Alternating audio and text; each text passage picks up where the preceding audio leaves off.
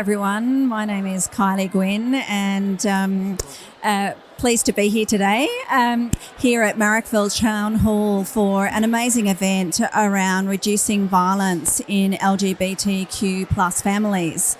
But before we get started today, I'd just like to acknowledge country. And so in Australia, we meet on the lands of Aboriginal and Torres Strait Islander peoples. And here in Marrickville, we're on the lands of the Gadigal and Wongal people. And I pay respect to elders past and present.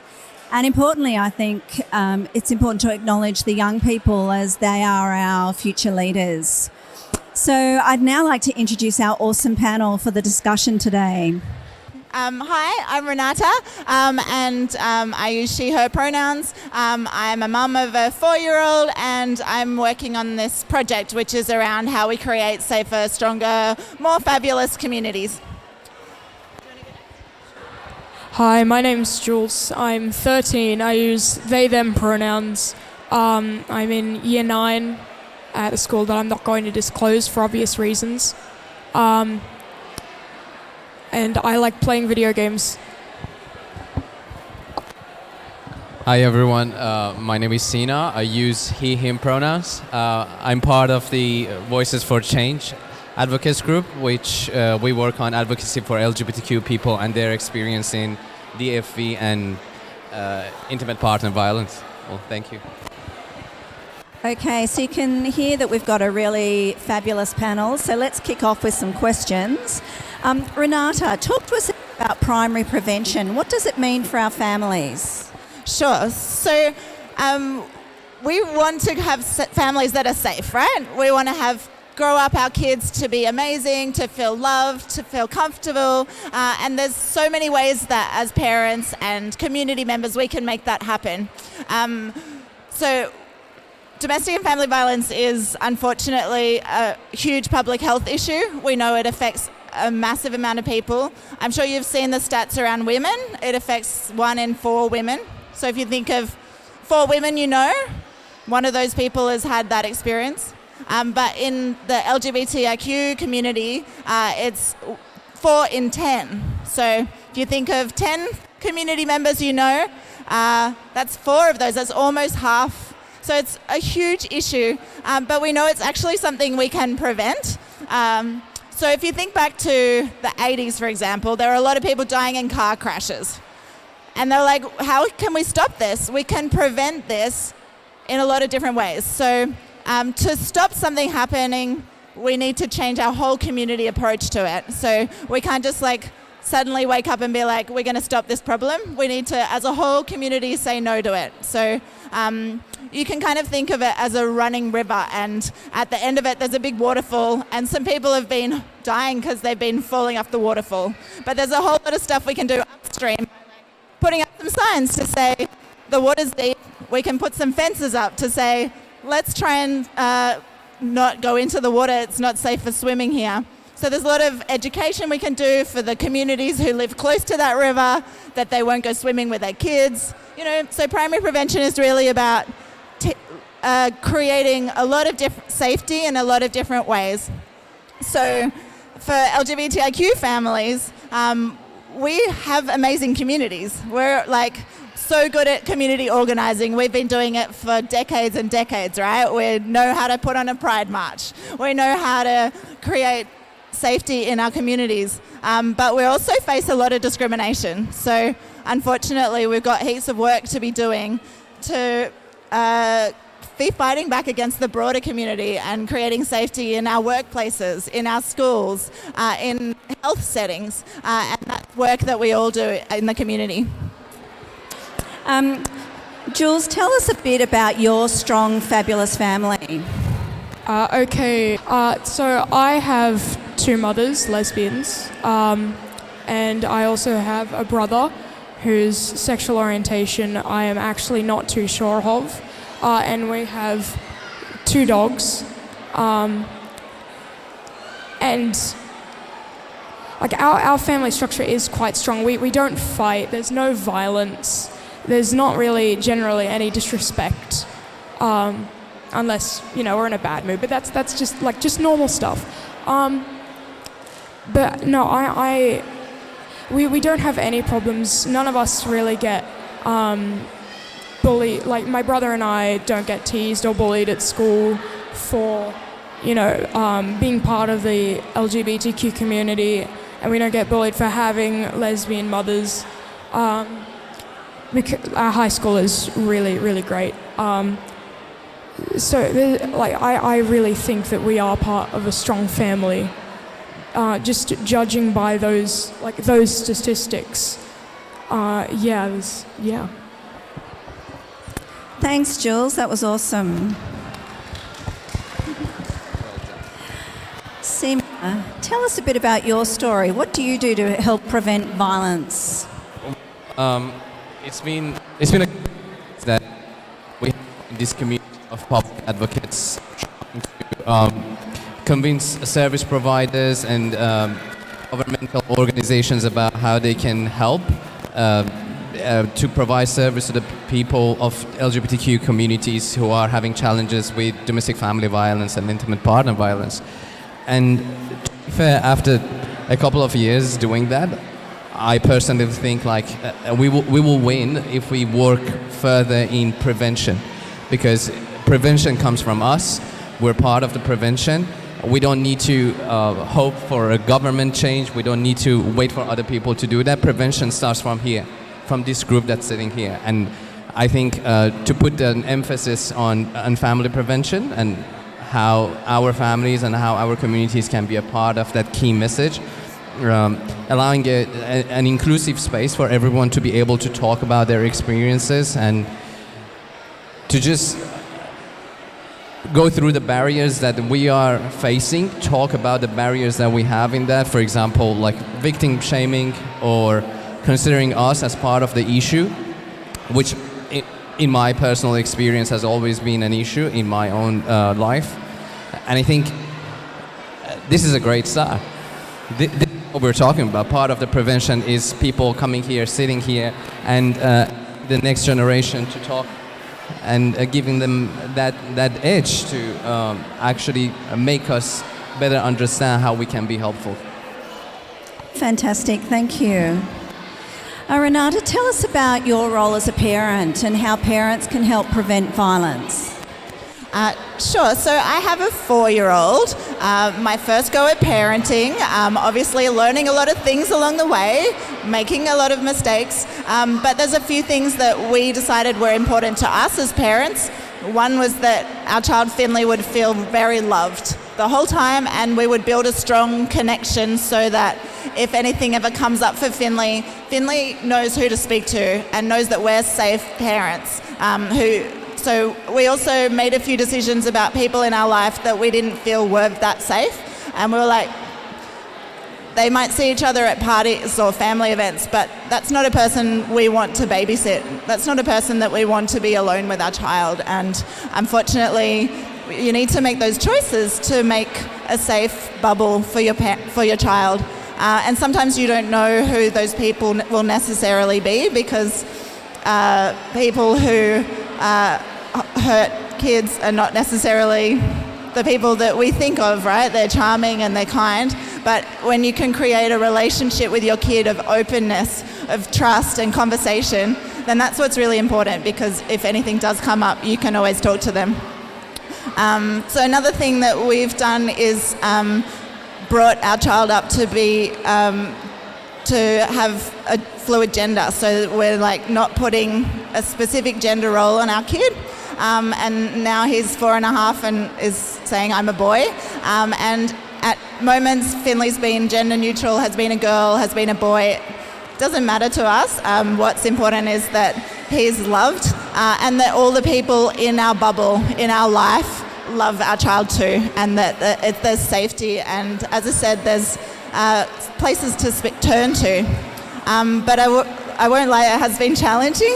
We've had to do a lot of education with the preschool, with the grandparents in our lives, and I think as part of the LGBTIQ community, unfortunately you have to do a lot of that work all the time. You're educating the school, you're educating the preschool, you're educating the play school, all the different groups that you're in, and sometimes it feels exhausting to have to be doing that work, but it's also part of our role as a parent to make safety for our kids is to be doing that education and to be taking that role of being the fierce mama bear where you're like, I'll take it all and I'll make a safe little haven for you by making sure the people in your life are safe. But I think ultimately as well, it's about bringing your kid up to feel confident to be able to push back as well. So to be like, I've got long hair and I'm a boy and that's okay. Or I'm wearing pink and that's cool. Or I'm an incredible kid who's up on a stage. Like there's, amazing things that are like supporting our kids to reach their full potential and also reaching out for help, like knowing that there are, like I call kids helpline all the time, the parenting helpline. I go to the LGBTIQ parents line. There's heaps of resources there. ACON have got a stall up the back, 2010 have got a stall, Q-Life, like there's lots of places you can call and just dial in for help when it feels a bit hard. That was fantastic, Renata. Some really practical suggestions for all of us around how we can raise our children in safe ways and empower them as well. So thank you. Jules, tell us a bit about how you stay strong and fabulous. I think respect is definitely the key thing. Respect each other, respect everyone in your family, respect their decisions, their beliefs, their views, their identity. And just be like an all-around good person. Because I think that's something that a lot of people just skip over to better themselves as a person. And I do realize that, that idea is, quite varied, but still you should really make the effort. So we know we're in safe hands when the young people are like Jules, don't we? That full of wise words. So thanks, Jules. Sina, tell us a bit about how we can be more inclusive of culturally and linguistically diverse communities. That I think often that we can be a bit monocultural in our LGBTQ space and help us think outside of that.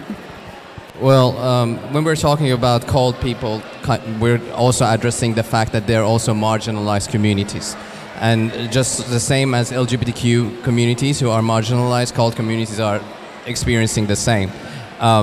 When you hear words of Jules, you realize that us marginalized communities do not have much expectations. Sometimes they think like, oh, we have so much in demand, but actually we just wanted to be respected, we wanted to be heard, and these are the very fundamental stuff that somebody like me never experienced when I was at their age. And now, this is the same expectation that CALD communities have. They just want to be heard, they just want to be respected, they just want to be included in the conversation. We have to work on our listening capacity more than our speaking capacity, and that's, I think, one of the main steps in that. Working on removing the barriers of cultural barriers by having more of expectation of ourselves, as in we need to educate ourselves on better understanding where people come from and how they have come from different walks of life. I think it's a very key moment. And when you're planning a service, definitely do consultation with those communities. Do not just assume what they want, because what they want is what you have to hear from them, and based on that, give it back to them. It's so true, isn't it? We need to do more listening than talking, so thank you. Look, now there's an opportunity for people to ask some questions of the panel if they have any questions. So we have awesome people here. Does anyone have a question for the panel?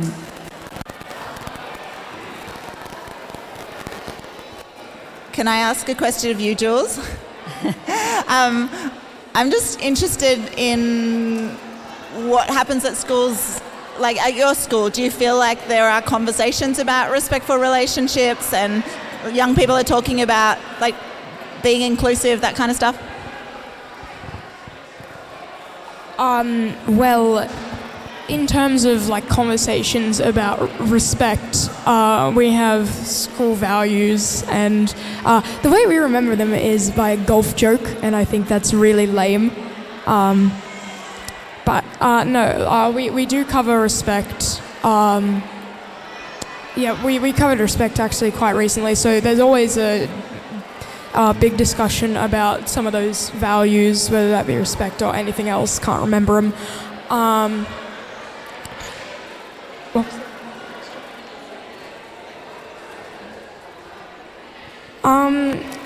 Well, I do happen to have a very inclusive friend group. I don't know, and our school is in a very like accepting sort of area. I don't know how it is in other schools, but in my school, yeah, it's not like we actually have conversations. Everyone there is just generally accepting already, because I do feel like there are a lot of queer students as well. So I think that also helps. Thanks, Jules. Any other questions? No? Oh, there was a question. Sorry. If you had like a magic bullet for domestic and family violence in our community, what would it be? If you could just make it happen, how would you do that? A magical, non-violent bullet. All right. Well, I guess what the research shows around prevention is that it's about our community attitudes. So I guess the one thing that I would want to change is that people act in a respectful way. And that would be across the board. Unfortunately, there's just so much discrimination that happens at all different levels. Sometimes intentionally, sometimes unintentionally. And sometimes that means the systems that we're in, like the school forms, don't have an extra box for non-binary. Like the kids have to wear stupid uniforms. Like at the preschool my kid goes to, they still we actually got a text saying, today the girls baked cakes and the boys played outside. It's 2021, people. There's so much we can be doing. So I think the respect that Jules was talking about for me is key. So if I had a magical let's all just switch that respect button on in our brains, that would be what I think could be really helpful.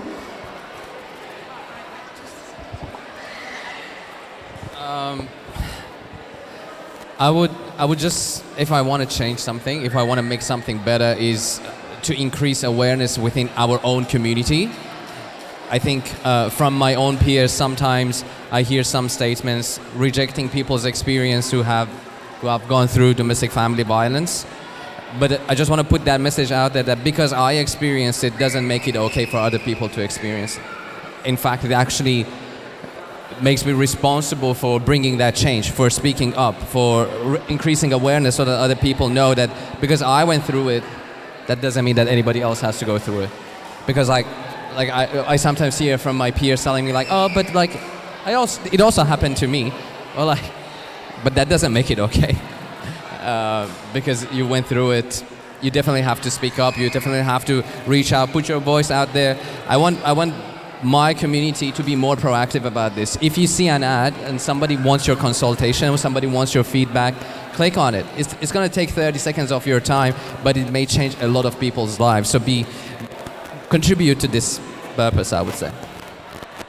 I think that's so true, that in fact we're very accepting of violence in community generally, and how is it that we speak up for each other and be part of the solution. So thank you. Any other questions? Look, thank you so much for participating today. That these are important conversations in our community, and this is how we make change and reduce those terrible numbers from where they are. We all have to be part of the solution. So please join me in thanking our awesome panel for their wisdom.